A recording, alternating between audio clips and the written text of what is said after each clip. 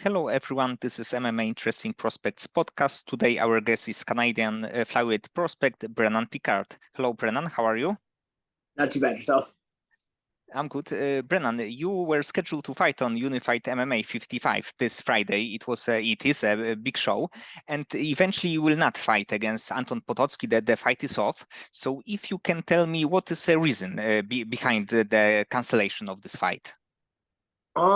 So I'm not sure the exact reason, but I did see a photo. He tagged me on Instagram of a photo, and he had an eye patch on. So I assume some damage to his eye, which of course, like we got to make sure he's okay. So I wish him a speedy recovery. It's very unfortunate. But yeah, that's just part of the fight game, right? Part of the fight game. We put in all this work, and sometimes it's just not the right time to shine. And we know that Dana White will be there. So how much of disappointed are you because of the fact that you will not fight on this card? It definitely has like a little sting to it for sure, right? But I'm doing my best to just not get caught up there. I just got to be a true believer that the universe has something aligned for me, right? So something's this wasn't meant to be my time. I put in the work. I got better. I got to improve. So I can only look at the positive aspects that come in. And of course, yeah, it does fucking suck. But I'm a young athlete, and I know my skills need to get in front of him very soon anyway. So. And will you still be watching this card? Yes, yeah. I'm still gonna go. It's unfortunately there was a couple switch ups in the card too. I was hoping to get to watch the 125 title on the line, but no matter what, I'm still gonna go. It's still gonna be a great event. There's a lot of good fights there, and I love just watching the MMA growing on Canada and Ontario. Yes, I think that right now there are so many good Canadian promotion like Unified MMA. I think that is the biggest one, but it's also a BFL, BTC, FLA. So I think that the sport is growing in Canada right now. Yes, it's growing and it's getting really big, and that's why this card's especially so exciting, is because we're finally getting that exposure, right? To have Dana White be able to pull up to one of our shows that is in Canada, that is unheard of. So it's very exciting to watch the growth of MMA and see how our community is really evolving. It's amazing. And also for you, because your second pro fight was scheduled to be on such a big in the big promotion, and it would be showed probably on the UFC Fight Pass. So I think that it's for your brand good to be watched all over the world by the fans. 100%, 100%. Just the UFC Fight Pass in itself is just a huge opportunity, and then plus that, it was definitely awesome to just even be picked to have my skill showcased in front of Dana. So that right there was an honor. But yeah. But in perfect world, when would you like to have your next fight? Honestly, it's like right now, it's whenever the time's right. Like right now, we're just back into the gym training. Whenever it comes up, it comes up. I know I'm going out of the country for my brother's wedding. The start of February. So after that, I'll probably be looking for a fight. But right now, we're just kind of like getting back into the gym, just keep training, and then looking for some options after the start of February. And in your pro debut, you fought a 15 minutes fight, and it was a difference because you finished all of your fights as the amateur. So how your cardio feel in this kind of like match, like it's a 3-5 minutes round? It was definitely a lot. Like it was like you go from 9 minutes to 15 minutes. It's a big difference, and especially with like finishing most of my opponents in MMA as an amateur. It was great experience is the best way that I could put it. My cardio was good. I was able to withstand it. I was able to control pretty much the whole fight. But cardio was good. It was just a good experience. A lot of time under that spotlight.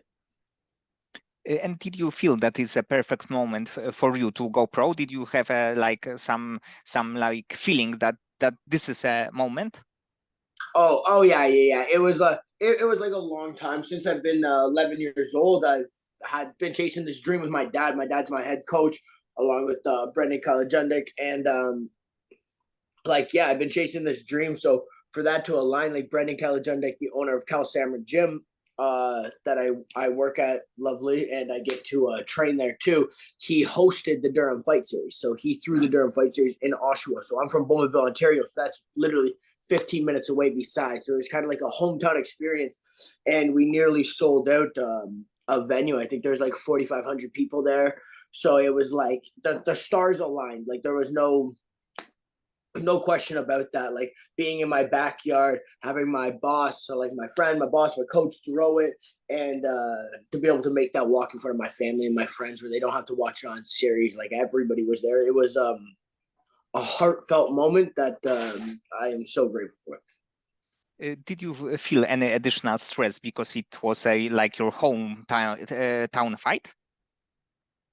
Honestly, like that is usually the case. Like you're in your hometown, but I'm filled with so much love and support. Like I truly I truly let that all go. Like I had this big thought process in this leading up to this fight where it was just like no matter what, it's a win. I have such a supportive team behind me, and I have so much love that it's like whether I win or lose, I'm still there. So it kind of took that pressure away, knowing how much support and how much love I had back behind me, where it's like kind of took that pressure off. Where it's like I know I'm cared for no matter what. It's not like anything else. So I kind of just had to drop that there, and it allowed me to just focus on the man in front of me.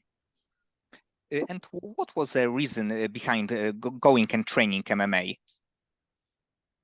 I honestly don't like if I would have to tell you the exact reason, like when I was younger, my dad always just watched UFC, so I just got into so I was just like we were always a wrestling kind of household, and then one day my dad looked at me and he's like, "Oh, you're gonna be a great UFC champion." I don't know what sparked me as an 11-year-old kid, but then I started going crazy about it, and then from there he put me into judo, and it was just like meant for me. Like there was nothing else. It wasn't like, oh, I want to be a police officer when I grow up, or I want to blah blah this, that, or that. It was like when he said that to me, I was like, what? You think I could be that? And then it was like, okay, I'm gonna be that. And yeah, he's just had my back ever since. He's been there, right in my corner everywhere we've went, traveled the world as amateurs and pros, and got it done. So it was just like one of those things where it just clicked. There was no second guess. Like, oh, is this for me? Is this not for me? It's like I said, it was for me, and it's like it's never went any other way. So I think that it's great that even as the kid you have this like one goal, the one thing that you want from your professional perspective. Yes, that's just it. That's just it. Right? We got like personal goals that align differently elsewhere, but yeah. And if you can tell me more about the camp that you are right now training in, the gym that you are training in. So the gym that I'm training in, it is a top gym. We're really coming up on the pro team. Like our pro team's really coming up. We have something called a Rebel Alliance with my gym. So what the Rebel Alliance is, we call it RAMP. So it stands for Rebel Alliance, motherfucker. And what that is that is a collab of a couple gyms. So we have a connection with a couple gyms in Durham region, pretty much. Well, not just Durham, but it's like Lindsay, Big Country Lindsay. Then we got Whippy Muay Thai, Bruckman Martial Arts, which actually closed down, but Bruckman just travels 2 to 3 gyms, coaches, and plays his role as like the grandfather, you know what I mean, the top head, and looks down on it. And then Cal Sam and Brendan Calagendic. So we got all these gyms. So it's like we get together once or twice a week and then we train. So it's like we got a couple dudes from Cal Salmon, a couple dudes from Big Country.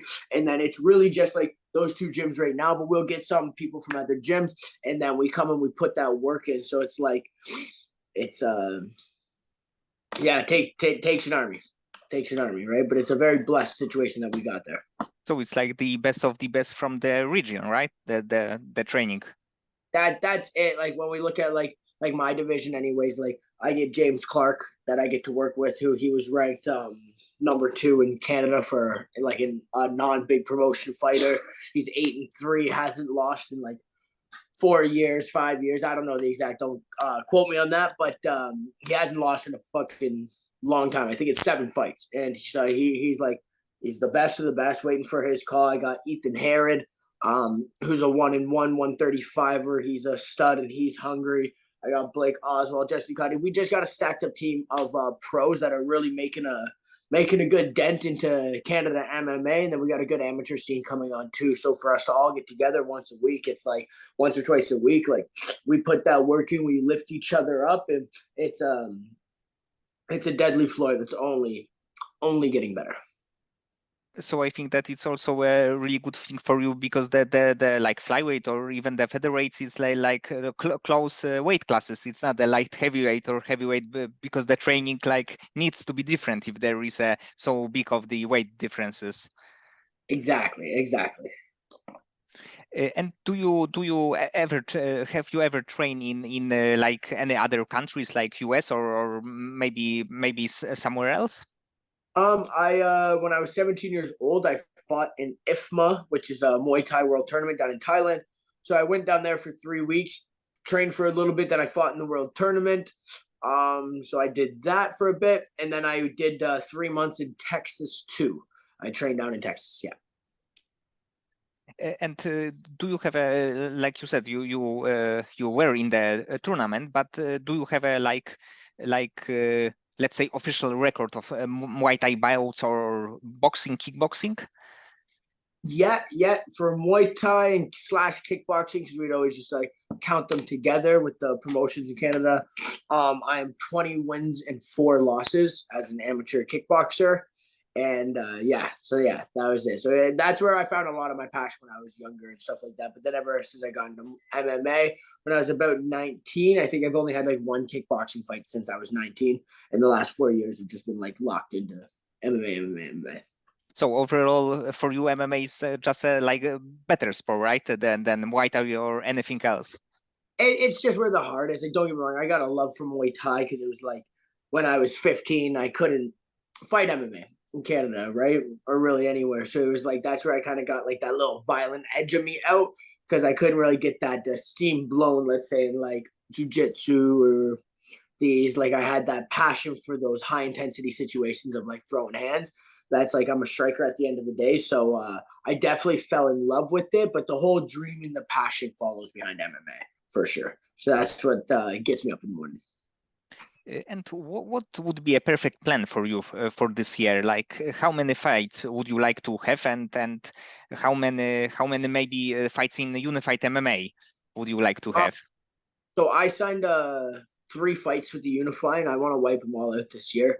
I want to, I want to fight 3 times this year. If more happens, awesome. But my goal for 2024 is I want to finish 4-0, and I just think that that's going to put me in a big spot to be a 4-0 in Canada, and that's going to put me in a really big spot for some good opportunities. Especially that 4-0 in this promotion, you in next fight you will probably get a fight for the title. So it's like the opening door for many great things. Exactly. So that's my plan, right? So just opening doors and just remember that the only thing that gets me there is hard work, right? So just put my head down, blood, sweat, and tears on those mats, so that in that cage it can be their blood, sweat, and tears, not mine. And in let's say 3 years, do you think that it would be possible for you to be in the UFC? It would be like the beginning or 2027. Yeah, like if I could like fighting on a card in the UFC in 2027. Yes.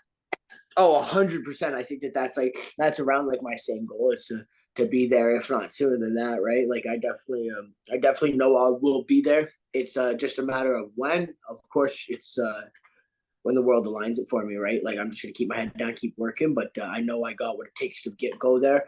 I know I can back what I say. So it's just a matter of when the stars get aligned for me, or when I force those stars to align. And do you have a fighter in mind? Let's say from the UFC, the flyweight fighter that you would like to face. Honestly, any of them. Like there's no one that I look at where I'm like, oh, like fearful. Like don't get me wrong, I love watching the division, but I wouldn't say there's anybody like, oh, like I locked in. Like I want to get there. Like right now, like when I get Anton in front of me, like that's my goal. When I get XYZ in front of me, like that's my goal. That's my only priority right now. Like I'm just like watching the talent, seeing what it takes to get there, and as far as I'm concerned, I got more talent than a lot of that division.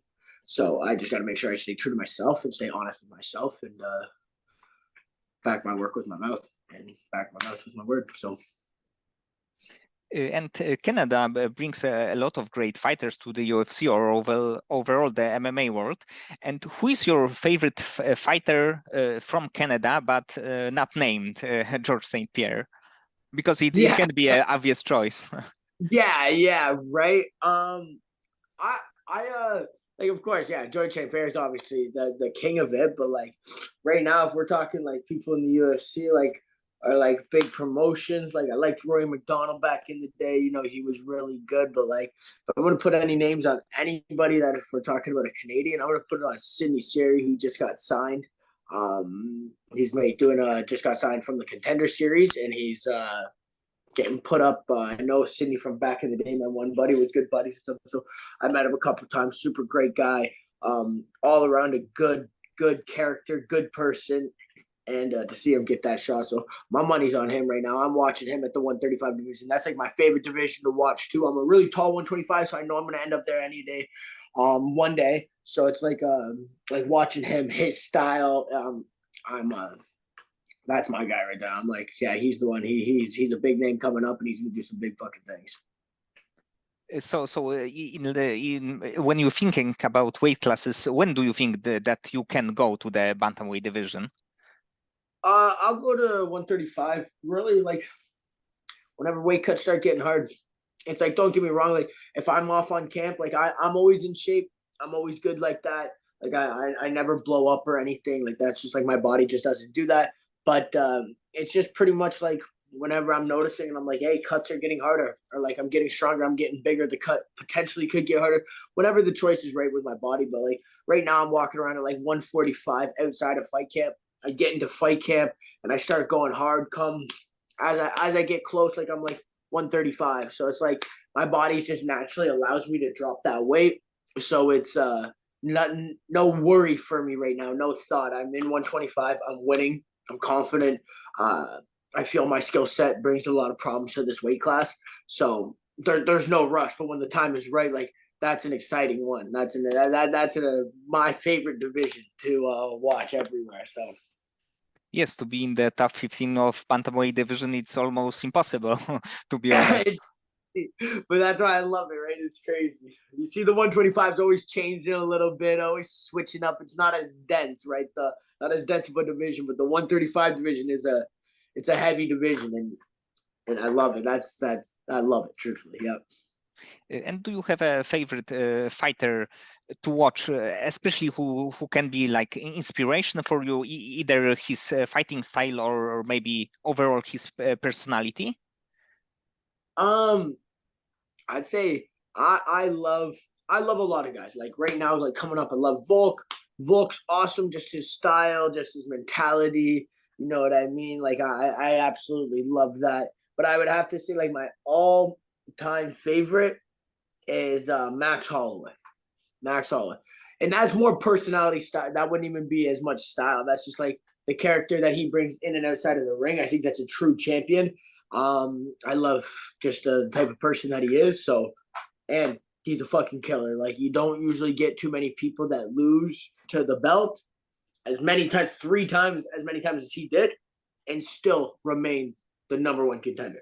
Usually, you get those people that do that, and then it fucks with their mental, makes them fall off. They're never the same again. You always like it's a book that's been read 1,000 times, right, from a bunch of different fighters. But when Max was displayed with that opportunity to fall off, like he's still here, just riding the number one contender, and it just shows a lot about his character and his mindset. And now he's still just as hungry and has just as much love for the support. So that would definitely be why. But if it was skill set, I like Sugar Show too. I like Sugar Show. I like his style. I like his length, like his personality and his swagger that he carries in the ring too, and definitely his striking style. I feel I pose a very similar thing in the 125. Yes, and not many people believe that Sean can be a champion because Right? many people didn't like him. I think that's why even right now many people don't like him. But still, he's I think he has a really great personality. But of course, he's a great fighter, great striker, and I think that a really underrated grappler as well. Yes, me too. Me too. So I'm really excited for him to put out Cheetah in March, and then let's see what's next. And do you think that Sean will beat Marlon Vera? That's his toughest fight. That's his toughest fight. I don't personally think that he'll get him this year, anyways. I just think the UFC is going to postpone that a little bit. I know Sugar Show has been carried a little bit too, even like in this like recent fight that he had, like his upcoming fight with Cheeto. Cheeto doesn't necessarily deserve a fight. It's just because Cheeto beat him back. That's Sean's one controversial loss, right? So it's like blah blah this and that. So that's why it's given to him. But I truthfully think they'll postpone that and put a couple guys before him. So I would like to say I hope so, but it's hard to say because Sugar Show has been known to like really make a lot of improvements from one camp to the other per fighters. Like you always see a new, stronger, better Sean. So But for sure, it would be a great fight. yes, 100%. And many like fighters go for being a champion in one division. They want to try to get take another belt, especially a division like one above. And what do you think is more impressive, to be a champion in two weight classes but not defending titles, or defend that one title, let's say 5 or 6 times in one division? I think they both have their impressive points to them. Like if you win a belt in two divisions as well as you're still holding the other belt, like man, that's fucking phenomenal. That's absolutely phenomenal. You are the best in the world in two divisions. But I truthfully believe as to be a champion, you have to defend your belt and you have to put it on the line. So it's like, yeah, you can beat this guy, but are you the true champion of this weight class? Like we don't know, right? Like no one's really held two down consistently, right? So I think like the most impressive thing is holding one for long duration of time, just because you haven't had somebody hold two consecutively fighting for them both, right? You'll have one person win this one, and then they'll vacant this one, or like do this or that. Like no one's been active in two yet, so I would say holding one and being a true champion. Yes, and the many greats like Dimitrius Johnson, Anderson Silva, of course, the GSP did it. They defended titles so many times, and of course, George win a middleweight title too. So it's like a cherry on the top in the end. That's it. Exactly. I know. And I was happy that George did get that middleweight title too. That's awesome. And in your mind, what is the like best thing about being a MMA fighter? I would say the best thing is I would say too, like I get to travel the world. I get to do what I love. That's something that not a lot of people can say in this day and age. Is like I genuinely get to wake up. I'm happy. I get to do what I love. I would say like that aspect of it. And then the other aspect, well, this would more just come from me. This comes more from being a teacher, but like as like being like a teacher and an MMA fighter, like a martial arts teacher, the impact that I get to have on the youth, right? And how I get to show them like you can chase your dream. I think that's such like something that's so minimized in today's day and age. Is like, no, like get a good job, do this and then. Like I'm not telling the kids not to get a good fucking job, but I'm just saying like if you have a dream, you can chase it, and there is nothing, if you really put your heart and soul into it, there is nothing that anybody can do to stop you. And I am a true believer of that. And to see the impact that I can share and pass along to these kids is the most impactful thing that there is. And I think that the thing that you said, that you are waking up in the morning and you are a happy man, I think that is one of the most important things in like your life. Yes, 100%. And also like you are a young fighter, but if you right now even teaching younger people, I think that it can be like help you as well. Not only you are helping them, but in some way they also can like help you. Oh, 100%. My mama would always say, everybody has something to teach. No matter who it is, there's always a lesson in everything. And man, they are one of the biggest teachers to stay true to yourself, to be kind, to watch how big their hearts are. Just like they are the biggest teachers, the biggest motivators. So I do truly love my job. And how do you deal with the stress before your fights, either amateur or your pro debut? How do I deal with like the stress of being a fighter before? Yes. Like a few hours before the fight. Um, it's kind of different all the times. I would say how I really deal with it is I just stay present. Like I'm not one of those guys that listens to music before a fight. I don't listen to any music. I don't put on headphones. Um, I just try to keep intact with myself as at all times. I find like I'll listen to music, and we all know like how the music is these days. Like you're listening to some violent music or what this and that. It can drag your emotion out, right? It can pull it out of you. You know, you get too hyped or you get too calm. So I don't ever like to put the fate of my feelings into somebody else or something else, right? So I just keep keep my headphones off, stay as present as I can, stay to my breath.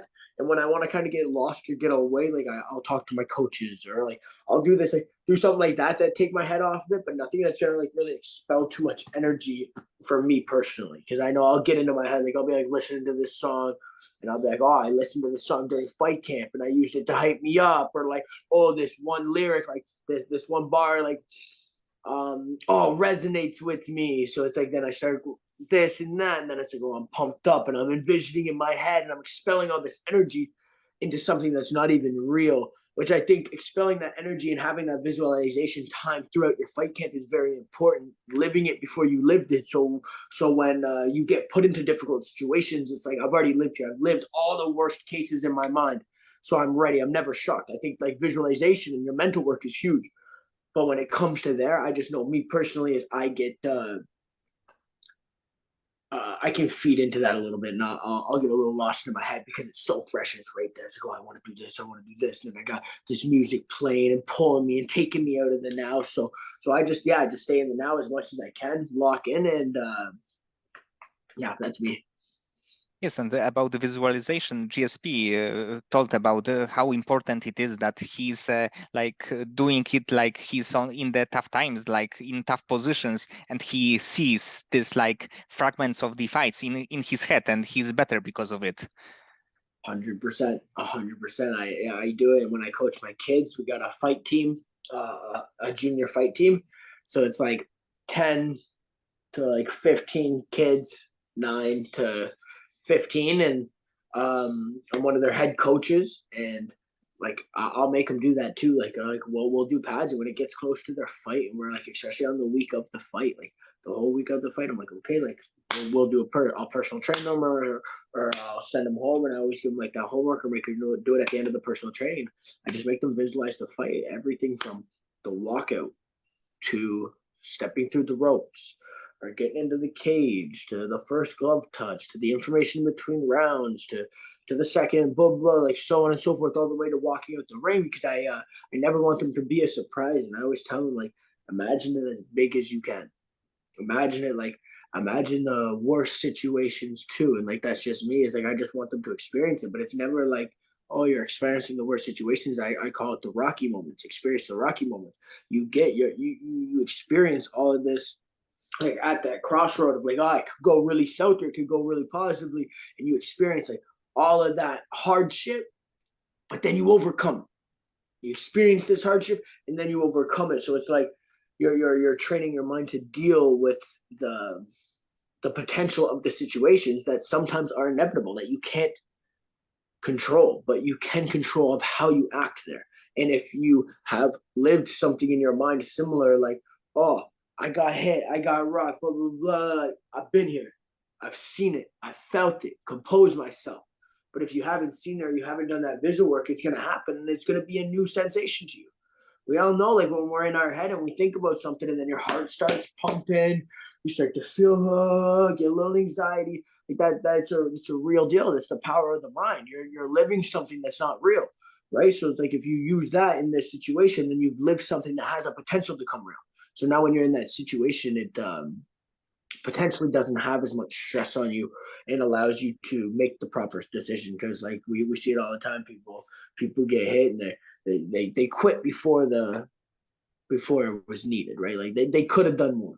They could have done more. They chose the easy way out, right? Maybe it won't make you take, maybe it won't make you win, but definitely you can't teach heart, right? So it's like one of those things that it just allows you to work with yourself to make sure that you go out like a true warrior. Yes, the head is probably the most important thing in all of this. 100%. And besides fighting, do you have any like hobbies or passions, that the things that you like to do outside of world of MMA? No, no, no. I wake up, I train my clients in the morning.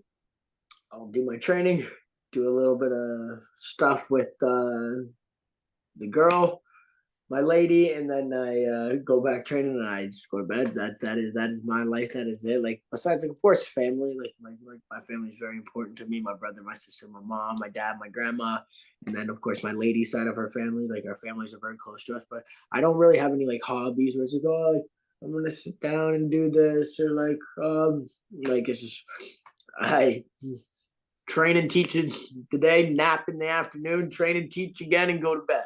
That's it. That's it. So so I think that it also can be good because you are focused on just one thing without any like distractors that can bring you faster to your like ultimate goal, let's say.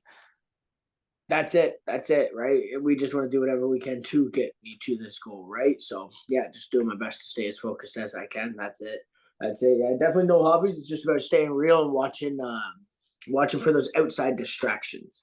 That's so one of the biggest things as a fighter too, right? It's easy. It's on and off. You're on fight camp, boom, and then you're off fight camp too, right? So it's about I'm learning, and I'm still learning to this day of figuring out how to have the best and the most optimal um mindset to being out of those games, because sometimes you're out for 6 months and you got to keep that discipline of okay, like my fight camp isn't the time where I learn new things, it's the time where I sharpen my sword. So it's like if that's the case, then it's like the time to learn new things is outside of fight camps, like understanding like yeah, I'm not getting paid, but I'm still needing to learn for my job, right? So it's like it's still a part of my job though, even though I don't see money or I don't see those other components lining up. I still got to do it, right? So still, of course, still learning, still realizing like there's a lot of things that I got to improve on, but doing my best to keep all noise outside. And I have also one last question. What is like your one main goal for 2024? It can be either like from a professional perspective, personal perspective, that one thing that you would like to focus on.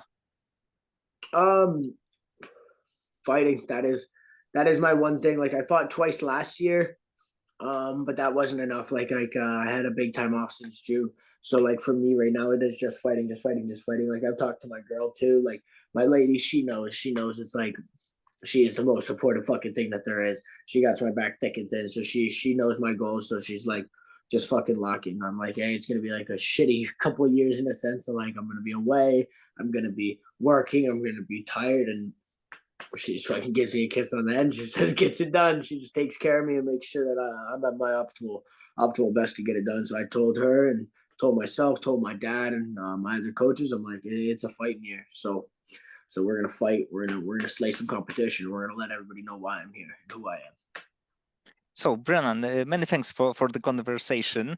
I hope that your main goal, like fighting like 4 times this year, will happen, and you will get another contract from Unified MMA, and then what can bring you closer to your goal, the UFC, in like upcoming years.